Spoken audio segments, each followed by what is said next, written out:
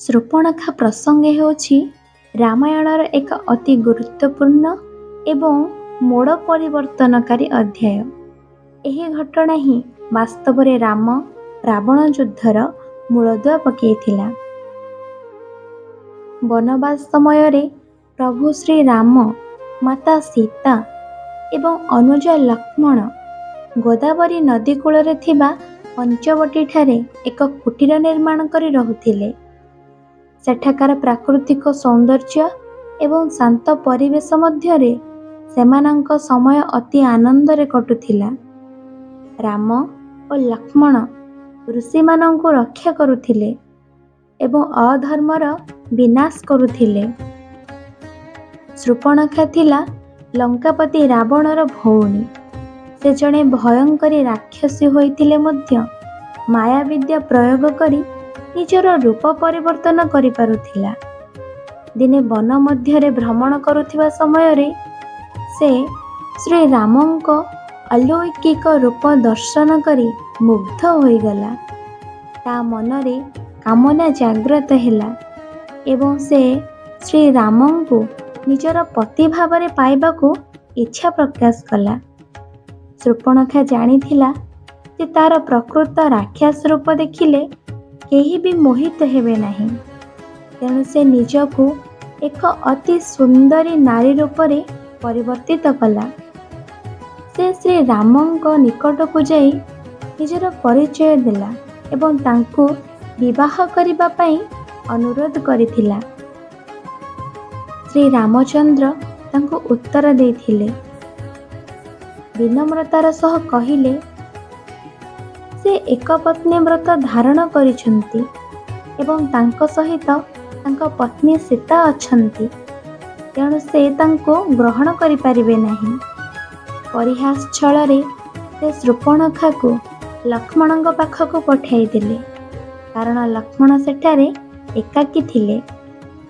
ଶୂର୍ପଣଖା ଲକ୍ଷ୍ମଣଙ୍କ ପାଖକୁ ଯାଇ ସମାନ ପ୍ରସ୍ତାବ ଦେଲା, କିନ୍ତୁ ଲକ୍ଷ୍ମଣ ଜଣେ ଜିତେନ୍ଦ୍ରିୟ ଏବଂ ରାମଙ୍କର ପରମ ଭକ୍ତ ଥିଲେ। ସେ ଶୂର୍ପଣଖାକୁ କହିଲେ ଯେ ସେ ତାଙ୍କ ଭାଇଙ୍କର ଦାସ, ତେଣୁ ସେ ତାକୁ ବିବାହ କରି ସୁଖୀ ହୋଇପାରିବେ ନାହିଁ। ଏହିପରି ଭାବେ ରାମ ଓ ଲକ୍ଷ୍ମଣଙ୍କ ମଧ୍ୟରେ ଶୂର୍ପଣଖା କିଛି ସମୟ ଯାତାୟାତ କଲା। ଶେଷରେ ଯେତେବେଳେ ଶୂର୍ପଣଖା ବୁଝିପାରିଲା ଯେ ତାକୁ ପରିହାସ କରାଯାଉଛି, ସେ ଅତ୍ୟନ୍ତ କ୍ରୋଧିତ ହୋଇଗଲା। ସେ ଭାବିଲା ଯେ ସୀତାଙ୍କ ପାଇଁ ହିଁ ରାମ ତାକୁ ଗ୍ରହଣ କରୁନାହାନ୍ତି। ହିଂସ୍ର ହୋଇ ସେ ନିଜର ପ୍ରକୃତ ରୂପ ଧାରଣ କଲା ଏବଂ ମାତା ସୀତାଙ୍କୁ ଗ୍ରାସ କରିବାକୁ ଉଦ୍ୟତ ହେଲା। ସୀତାଙ୍କ ଜୀବନ ବିପଦରେ ଥିବା ଦେଖି ଲକ୍ଷ୍ମଣ ଆଉ ସ୍ଥିର ରହିପାରିଲେ ନାହିଁ। ଶ୍ରୀରାମଙ୍କ ଆଦେଶ ପାଇଁ ଲକ୍ଷ୍ମଣ ନିଜର ତୀକ୍ଷ୍ଣ ଖଡ୍ଗ ଦ୍ୱାରା ଶୂର୍ପଣଖାର ନାକ ଏବଂ କାନ କାଟିଦେଲେ। ଯନ୍ତ୍ରଣାରେ ଚିତ୍କାର କରି ଶୂର୍ପଣଖା ରକ୍ତ ରଞ୍ଜିତ ଅବସ୍ଥାରେ ସେଠାରୁ ପଳାୟନ କଲା।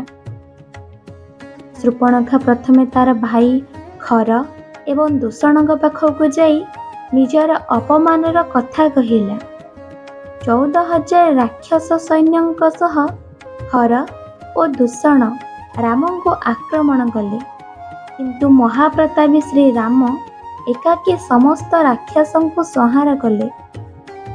ଶେଷରେ ଅସହାୟ ଶୂର୍ପଣଖା ଲଙ୍କାକୁ ଯାଇ ରାବଣଙ୍କ ସଭାରେ ପହଞ୍ଚିଲା।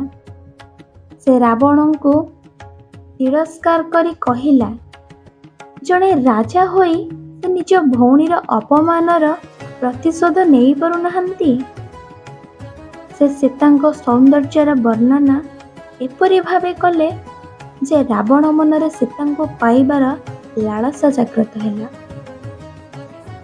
ଏହା ହିଁ ପରବର୍ତ୍ତୀ ସମୟରେ ସୀତାହରଣ ଏବଂ ଲଙ୍କା ଦହନର କାରଣ ସାଜିଛି।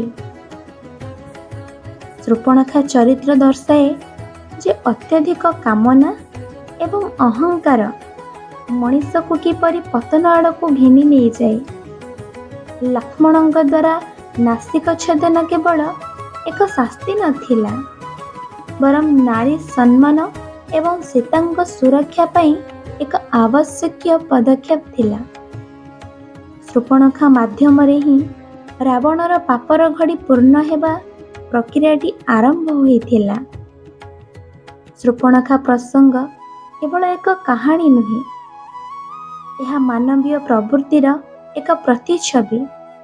ଏହା ଶିକ୍ଷା ଦିଏ ଯେ ଅଧର୍ମର ପରିଣାମ ସର୍ବଦା ଭୟଙ୍କର ହୋଇଥାଏ। ଓଡ଼ିଆ ସାହିତ୍ୟରେ ବିଶେଷ କରି ସାରଳା ଦାସଙ୍କର ବିଲଙ୍କା ରାମାୟଣ ଏବଂ ବଳରାମ ଦାସଙ୍କ ଜଗମୋହନ ରାମାୟଣରେ ଏହି ପ୍ରସଙ୍ଗକୁ ଅତି ସୁନ୍ଦର ଓ ମାର୍ମିତ ଭାବେ ବର୍ଣ୍ଣନା ମଧ୍ୟ କରାଯାଇଛି।